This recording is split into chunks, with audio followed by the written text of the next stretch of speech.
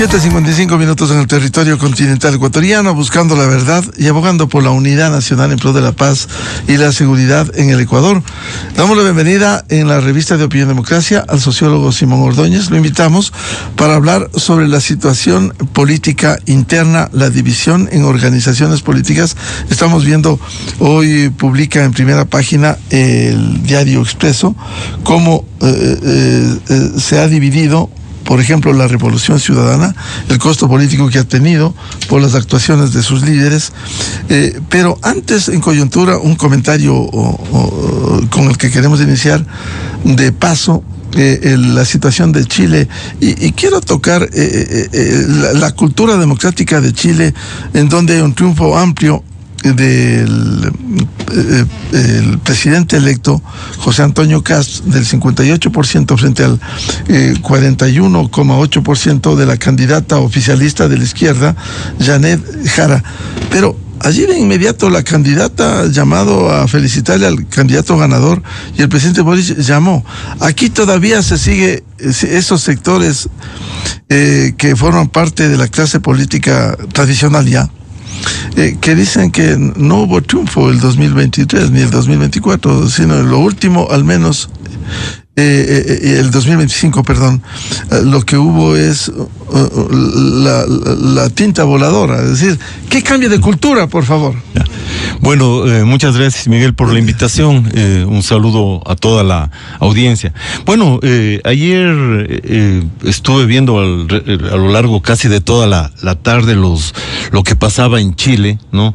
Con este resultado previsto, aunque siempre las encuestas tienen sus debilidades y no se sabía exactamente si el triunfo iba a ser con la holgura con la que efectivamente fue, ¿no? Pero claro, lo que realmente llama la atención es, por ejemplo, una cosa que me gustó mucho todavía cuando el presidente electo José Antonio Kast, perdón, cuando salía de votar, él hizo una declaración, y por ahí en algún momento una de las radios que le hacía la pregunta fue una radio, digamos, muy opuesta a su candidatura. Y él hizo un llamado a la gente que empezó a chiflarles a los de esta radio, les hizo un llamado al respeto y habló de la necesidad del respeto entre todos y del respeto en especial a la prensa, ¿no? Eso ya fue, digamos, algo muy, muy significativo que yo oí en medio de la jornada, ¿no? Y claro, después ver que primero esas elecciones, digamos, tuvimos los resultados 2 horas después de que se cerraron los padrones. Hubo el reconocimiento inmediato por parte de la candidata Jara, ¿no es cierto?, del triunfo del opositor. Luego la llamada, digamos, también el reconocimiento y la llamada del presidente Boric, ¿no? Y finalmente también la visita de la candidata Jara a la sede del Partido Republicano, y cerrando finalmente con el discurso del presidente electo, ¿no? Pero todo esto dentro del marco democrático, y en donde se ve que efectivamente en Chile hay instituciones que se respetan, reconocen el triunfo y no niegan el triunfo. No como acá, ¿no es cierto?, que tuvimos 2 cosas que me parecieron graves, digamos. La primera, y quizás la más grave, ¿no es cierto?, que es el no reconocimiento por parte de la señora Luisa González del triunfo de en ese entonces candidato, el actual presidente Noboa. Pero también, o sea, bueno, aparte de eso, luego el invento del fraude y esta cosa que es bastante ridícula de la tinta voladora y este tipo de cosas, que más bien muestra a un expresidente Correa que está un poco fuera de sus cabales, ¿no?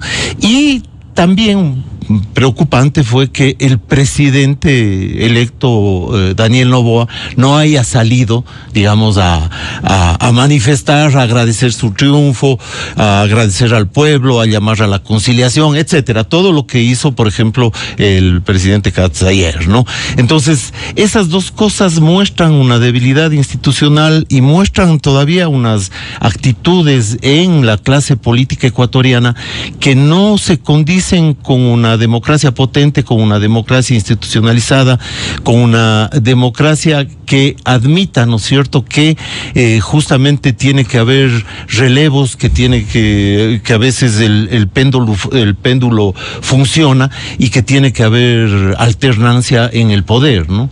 Las 8 de la mañana en el territorio continental ecuatoriano. Vamos a ir a una cadena y volvemos con el sociólogo Simón Ordóñez para hablar de la coyuntura política interna y precisamente esa división que hay en organizaciones políticas.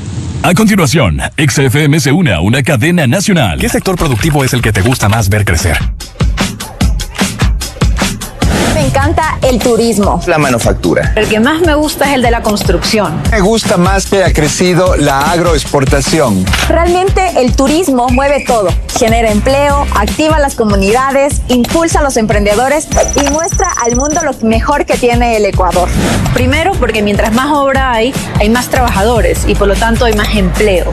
Y dos, porque eso significa que hay personas que confían aquí en su país proyectos de mediano y largo plazo. Cuando crece la manufactura, crecen directamente cada uno de los hogares del país. Cada familia tiene más ingresos y puede comprar más. Trae divisas para sostener nuestra economía y nuestro régimen de dolarización. Y por otro lado, porque trae empleos y oportunidades al sector rural donde tanto se necesita. Noviembre refleja un 10.4% de crecimiento en ventas con respecto al año 2024.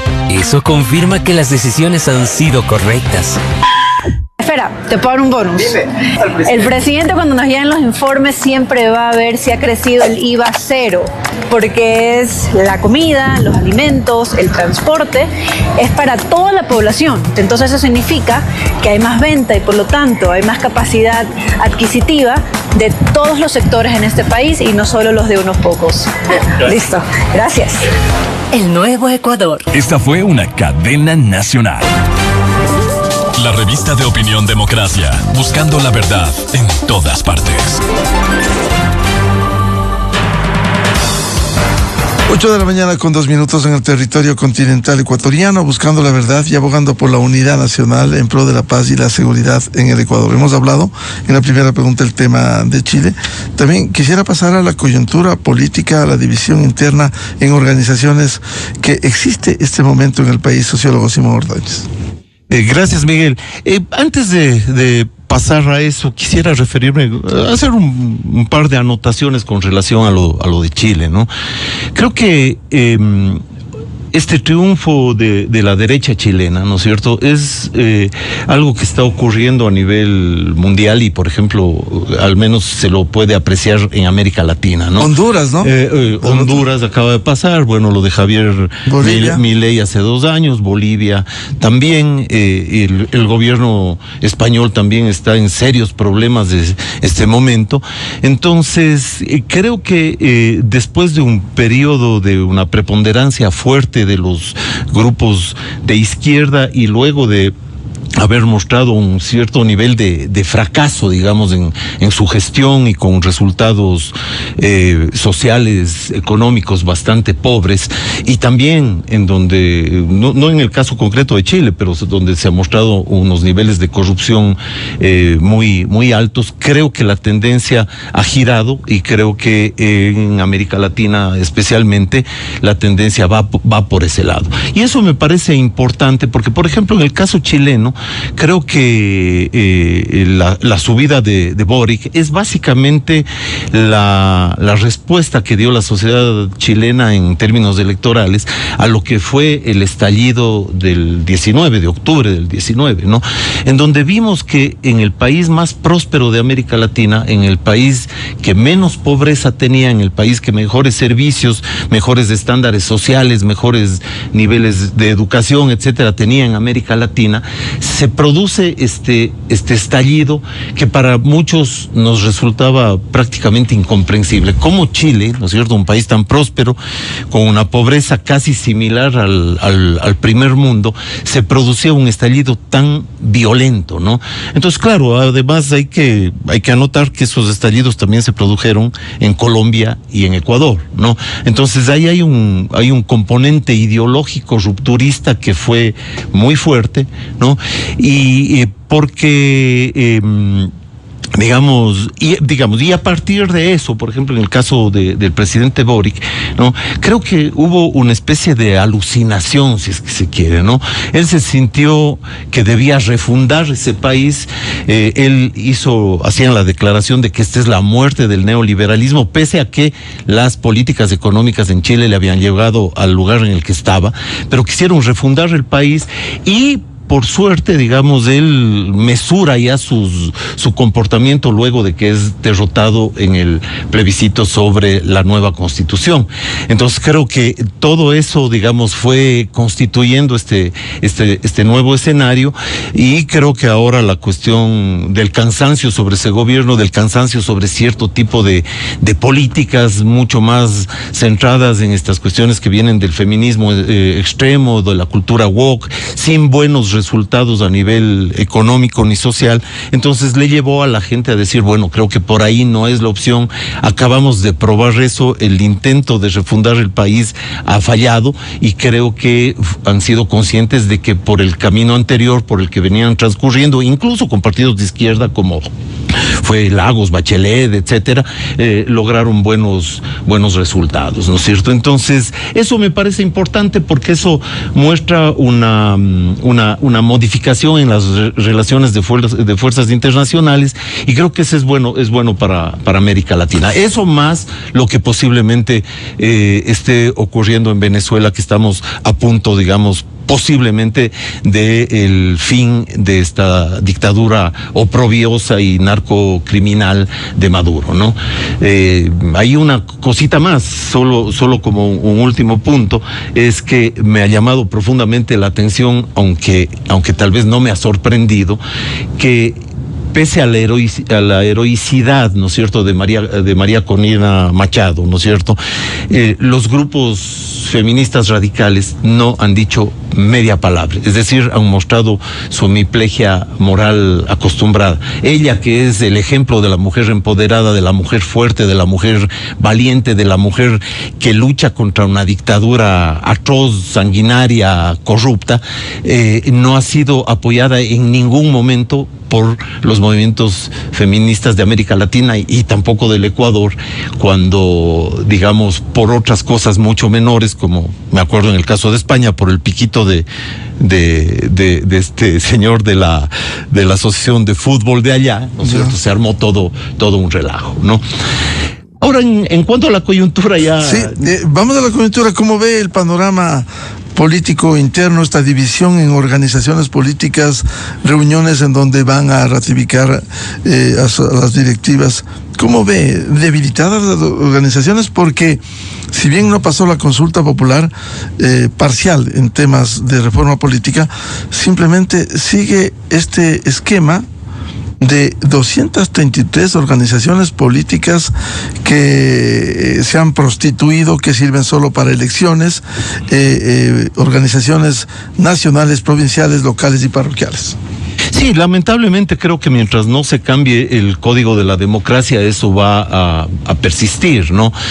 Lo que viene ocurriendo luego de el fracaso, digamos, o este revés electoral fuerte que tuvo el gobierno en la consulta popular, creo que por un lado también ha debilitado a esta nueva organización, que es una organización más bien débil en términos orgánicos, digamos, de ADN, pero me parece que el debilitamiento mayor ha sido el que ha ocurrido dentro de la Revolución Ciudadana, ¿no? Y eso se está expresando en esa cantidad de divisiones, peleas y broncas internas que están ocurriendo allí, ¿no? Entonces, por ejemplo, Vemos que ahorita la señora Aguinaga, que es, digamos, una de las figuras más relevantes de la Revolución Ciudadana, ha sido excluida o sacada o casi expulsada del partido, básicamente, digamos, porque debe tener también sus intereses propios, pero fundamentalmente creo que la gota que derramó el vaso fue esta visita de Lourdes Tibán, ¿no es cierto? Y claro, Lourdes Tibán es una persona con mucha chispa, con mucho humor, y posiblemente eso es lo que más le trastorna al señor que está en Bélgica, ¿no? Entonces, ver que una de sus fichas importantes como Marcela Aguinaga se reúne a trabajar por el tema de la cuenca del Guayas, ¿no es cierto? Por los prefectos, pero él pierde la cabeza porque precisamente Lourdes Tibán, aparte de ser una opositora fuerte, una figura relevante, pero ha sido quien se burla un poco de la majestad del poder a la que sabía aludir Correa, ¿no? Entonces creo que eso no aguanta y por eso se produce esa ruptura. Antes ya hubo, ¿no es cierto?, la famosa carta. Y posterior a esa carta también hay, por ejemplo, la posición actual del alcalde de Quito, que creo que cometió un gran error cuando se autoproclamó a la reelección sin haber consultado a su jefe, pues, ¿no? Entonces, eso es un pecado imperdonable dentro de una estructura de súbditos, digamos, dentro de una estructura tan vertical como la Revolución Ciudadana. Ahora, ¿será real todas estas divisiones? ¿O le tienen atrapado, le tienen entretenido a los medios de comunicación, lo de Marcela Aguinaga, lo del alcalde, que de alguna manera siguen siendo protagonistas día a día? A ver, a mí me da la idea de que efectivamente son reales algunas de esas rupturas. Y son reales, digo, sobre todo pensando en lo que es el carácter del expresidente Correa, ¿no? Correa está acostumbrado a mandar a patadas dentro de su organización, ¿no? Y está acostumbrada como exacto, ¿no? Y se aguantan, se quedan, ¿no es cierto? Y el que medio alce la cabeza se va, ¿no? Me acuerdo que la propia señora Aguinaga fue una de las que declaró que ella era sumisa a mucho honor, ¿no?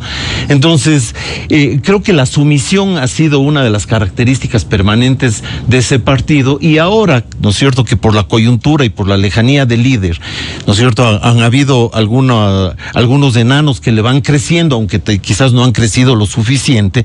Entonces empieza a haber esta forma de implosión de la Revolución Ciudadana.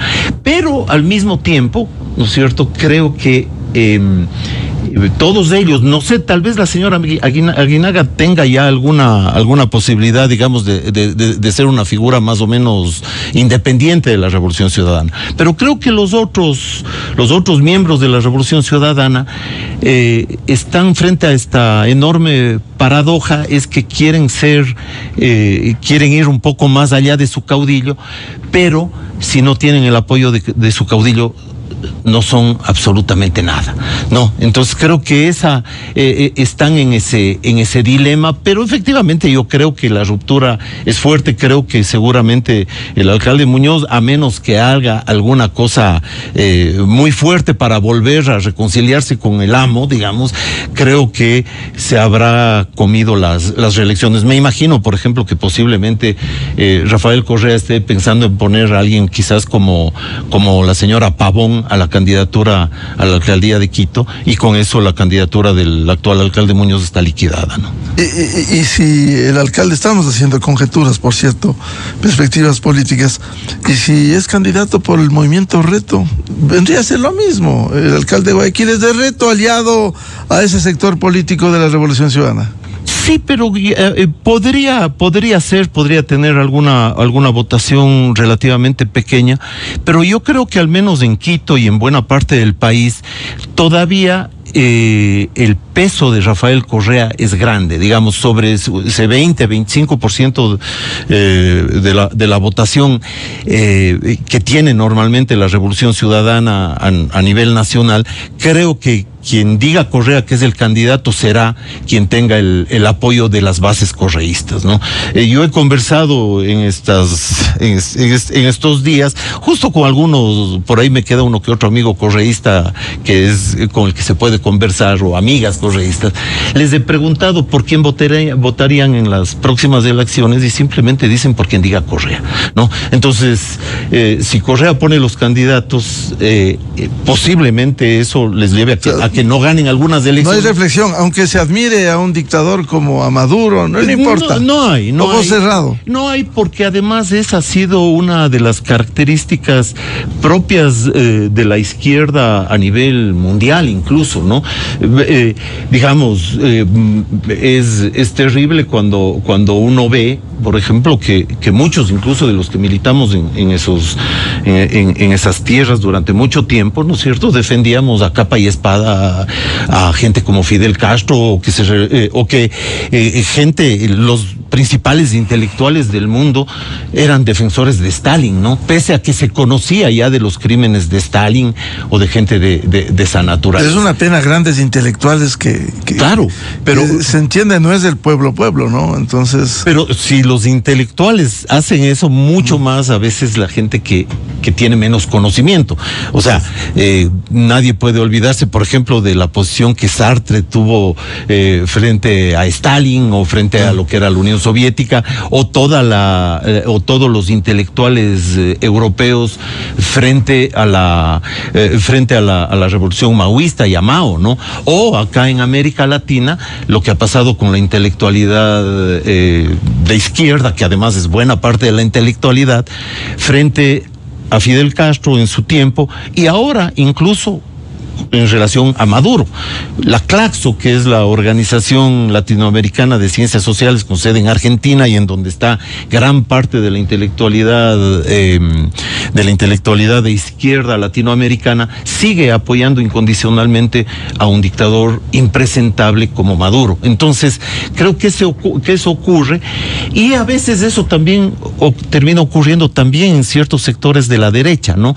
Es decir, tendemos a poner la cabeza al servicio de nuestras pasiones y nos buscamos siempre formas de justificar aquello en lo que ya creemos o a lo que estamos ligados afectivamente, ¿no? Entonces, eso es un problema bastante grave, ¿no? Simón Ordóñez ve debilidad en las organizaciones políticas ecuatorianas, más allá de la proliferación de las 233 organizaciones que no logran consolidarse, y si no hay reformas al Código de la Democracia, ley electoral, esto va a seguir en iguales condiciones. Sí, yo veo divididas, con ambiciones, sin la generación de nuevos líderes, sin capacitación. Yo veo una profunda debilidad de las organizaciones políticas, pero al mismo tiempo creo que esa debilidad, la debilidad por un lado parcial que mostró el gobierno al tener este revés electoral, y este debilitamiento de la Revolución Ciudadana, creo que le abren un espacio importante para que se vaya constituyendo, y tenemos quizás 3 años para eso, y sería bueno que ya se produzca algo de esto en las elecciones de autoridades locales, ¿no? Para que se vaya constituyendo una tercera fuerza distinta de estas dos formas de autoritarismo, digamos, que para mí representan por un lado el correísmo con todos sus problemas de corrupción, con todas estas estructuras criminales que lo rodean, pero también estas formas de autoritarismo, de no respeto por el Estado de Derecho de el presidente Noboa. Entonces, me parece que es un espacio importante que los ecuatorianos que tienen un espíritu más democrático, más apegado al Estado de Derecho, más apegado también a una economía liberal real, me refiero a una economía en donde exista competencia, en donde el sector privado tenga primacía frente al Estado, etcétera. Creo que habría la posibilidad de que eso se vaya constituyendo, y eso me parece importante para el país, ¿no? En el caso de las organizaciones políticas, va a resultar difícil unos cambios, a sabiendas de que en el febrero 2027 habrá elecciones seccionales, y la ley y la Constitución disponen que no se puede hacer reformas un año antes. Es decir, ya estaríamos hablando de febrero de 2026, que estamos a las puertas. Resulta difícil ir a una reforma que permita fortalecer a las organizaciones políticas, depurarlas, mejores controles electorales. ¿No vemos ese panorama? No, al menos yo en términos legales no veo ese panorama, pero alguna esperanza me queda, no mayor quizás, de que las personas, ¿no es cierto?, comprometidas con un país mejor, comprometidas con la democracia, etcétera, renuncien de alguna forma a sus aspiraciones personales, esta que, por ejemplo, permitió que el señor Muñoz, o antes del señor Yunda, con votaciones que oscilaban entre el 22 y el 25%, sean alcaldes. Y fueron alcaldes precisamente, ¿no es cierto?, porque los sectores más democráticos de la sociedad se presentaron divididos, ¿no? Entonces, claro, el modelo no lleva eso, 16, 17 candidatos que se dispersa, se reparten la votación y no llegan sin legitimidad al cargo. Exactamente, yo creo que el modelo está planteado para que eso ocurra. Ya si es que uno incluso quiere ser un poco más, pensar un poco mal, si es que se quiere, ¿no es cierto? Ese modelo fue planteado precisamente para generar esta enorme dispersión de los movimientos sociales, para que sean manipulables, para que sean comprables, pero por otro lado para que prevalezca, por ejemplo, un grupo como la Revolución Ciudadana, ¿no? Pero más allá de eso, creo que está la actitud que puedan tener las personas. Entonces, hay que hacer un llamado a los líderes políticos democráticos, a los líderes que creen una sociedad basada o sostenida por el Estado de Derecho, por la democracia, por una economía de mercado, etcétera, para que renuncien a sus propias ambiciones, ¿no es cierto?, y busquen candidatos de consenso. Así, digamos, puede ser que la ley y la estructura esté hecha para favorecer otro tipo de cosas, pero también depende mucho de las personas. No creo que hay ningún impedimento para que a nivel de las ciudades, por ejemplo, se produzcan algunos consensos y se pongan candidatos que puedan tener votaciones realmente representativas y que podamos derrotar, digamos, por ejemplo, sobre todo en este caso la Revolución Ciudadana, que maneja los gobiernos locales de las 5 provincias principales del país, ¿no? Pero esta división ha sido de alguna manera perversa, no solo porque no le da legitimidad a quienes llegan con, como decía Simón Ordóñez, con 22, 25%, sino incluso esta debilidad en las estructuras, que ni siquiera hay movimientos que sacan el número de adherentes con las firmas que presentaron al CNE, ni siquiera cuentan con esos votos. ¿Qué legitimidad tiene en medio de estas divisiones? Claro, o sea, no tienen ninguna legitimidad, pero lamentablemente todavía la ley les ampara, ¿no? Una ley mal hecha que debería ser reformada en el mediano plazo. No creo que este rato existan las condiciones para hacer esta reforma. Por ejemplo, una reforma que me parece fundamental es que debe haber segunda vuelta o alguna modificación importante en lo que es elección de alcalde. Un alcalde no podría ser reelecto, digamos, si no tiene al menos un 40% de la votación. Digamos, algún modelo. 2 finalistas y van a una segunda vuelta. 2 finalistas, o digamos que un alcalde pueda ser elegido si es que tiene el 35 o el 40% de los votos, si no debería haber un balotaje. Reformas de ese tipo son absolutamente necesarias, pero creo que no la vamos a tener para la próxima elección. Entonces ahí todo depende de que la propia conciencia, digamos, y el espíritu democrático de los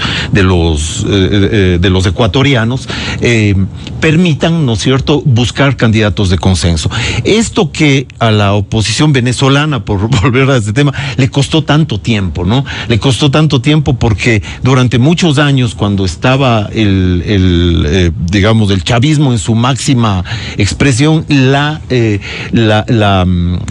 oposición venezolana estaba dividida, ¿no? Claro. Estaba dividida, y eso permitió que ocurra toda la barbarie que ha ocurrido en Venezuela. Y creo hasta cuando entendieron, cuando crecía la dictadura, entendieron y se unieron. Entendieron, pero cuando ya casi era tarde, ¿no? O básicamente cuando ya era tarde, cuando ese poder se había consolidado de una forma inaudita, con los niveles de miseria, con los niveles de opresión y de corrupción que ha tenido ese gobierno. Pero mientras eso no ocurría, mientras ya la situación era insostenible, esa unión no se dio, incluso ahora, ¿no?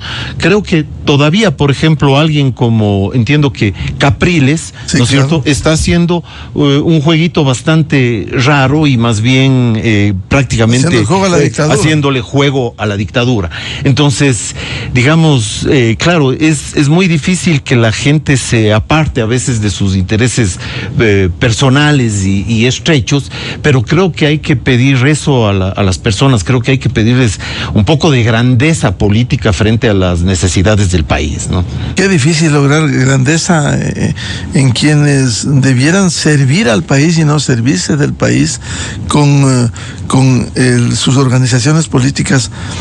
Por tanto, esta división interna en las organizaciones va a persistir en estas condiciones, con una debilidad de los movimientos políticos. Sí, yo creo que sí, a menos que ocurra lo que le decía Miguel, ¿no? Es decir, seguramente también, digamos, cuando sean las elecciones locales, vamos a tener, lo más probable es que tengamos muchísimas organizaciones dispersas, muchas de esas incluso con formas de financiamiento bastante extraño, ¿no es cierto?, y ligadas, muchas de ellas a las bandas de crimen organizado, como se ha probado en el caso ecuatoriano, ¿no? Pero por otro lado tiene que haber estos nuevos grupos, estas nuevas posiciones de ecuatorianos que por primera, o quizás no por primera vez, pero por esta vez hagan una renuncia a sus propios intereses. Yo sé que eso para los políticos es difícil, ¿no? Claro. Porque ellos siguen en su andarivel. Lo que dice Simón Ordóñez, que tiene sentido, lógica, les sirve muy poco. Ellos siguen su andarivel, ya estarán pensando en las elecciones seccionales en las mismas condiciones para el 2027. Sí, exactamente. Lamentablemente, digamos, hay no todos los políticos pueden ser calificados de la forma en que lo voy a decir, pero muchos están inmensamente tragados por su vanidad y por sus intereses personales, ¿no? Cada uno cree que es el elegido para ser alcalde, para ser diputado. Y caciques que controlan sus... Claro, y manejan además estructuras de cacicazgos en las provincias, etcétera. Entonces, claro, al menos en la mayoría del país es poco esperable que esto ocurra, pero también hay síntomas por algunos lados, digamos. Yo mismo recién me han integrado a un grupo en donde al menos se está haciendo el intento de discutir algunas propuestas para algún momento darlas, digamos, a conocer al público, y que no tiene un interés electoral concreto, simplemente se está discutiendo temas que son relevantes para el país, para enderezar a este país, y creo que si esas actividades, digamos, vienen de la sociedad civil, si es que la sociedad civil se va organizando, va discutiendo los temas, creo que tiene el Ecuador una posibilidad importante de avanzar, ¿no? Y desde la sociedad civil no se puede tomar iniciativas para ir a unas reformas políticas que necesita el Ecuador. Recuerdo esfuerzos de participación ciudadana, patriotas como Medardo Oleas, Carlos Aguinaga, que lastimosamente no han cuajado, Y claro, las organizaciones políticas siguen contentas, entre comillas, en este ambiente de debilidad. Sí, efectivamente, digamos, tenemos una sociedad civil en términos políticos, si es que se quiere, bastante débil, ¿no es cierto? Bastante débil, poco organizada. Creo que hay que tratar de fortalecer esas instituciones, y creo que hay una cosa que es muy importante y que nos debería dar esperanza a los ecuatorianos, porque pese a todos los avatares que hemos sufrido en términos económicos, en términos de apagones del año pasado, en términos de una pandemia que tuvimos hace 5 años, o en términos de gobiernos que no han sido buenos para el país funciona, y funciona gracias a unas relaciones de confianza, a unas relaciones que están presentes, sobre todo, digamos, en el ámbito de los pequeños, de los grandes negocios. La gente sigue trabajando con esperanza, la gente sigue poniendo el brazo y sosteniendo a este país, ¿no? Sigue metiendo la mano para trabajarse por su propia familia, pero también por el país. Entonces, creo que esa es una base importante para digamos, sobre la cual o en base a la cual el Ecuador tiene esperanza, ¿no? Porque a nivel, digamos, de los empresarios, a nivel de los trabajadores, etcétera, hay un compromiso con el país y con sus propias vidas, ¿no? Bien, muchas gracias al sociólogo Simón Ordóñez por este análisis de la coyuntura política nacional. Cerramos un nuevo año en las mismas condiciones de divisiones internas de las organizaciones, debilidad en ellas, y solo pensando en función de su sobrevivencia y de las elecciones, y no de las nuevas generaciones de este país. Simón, muy amable. Gracias, Miguel. Un saludo a todos. Muchas gracias. 8:30 minutos en el territorio continental ecuatoriano. Vamos a una pausa y ya volvemos para hablar sobre el tema de la seguridad, especialmente en la frontera sur. Invitado el general Wagner Bravo. Desde 1984 con Gonzalo Rosero. La revista de Opinión Democracia. Siempre líderes, siempre confiables. Enseguida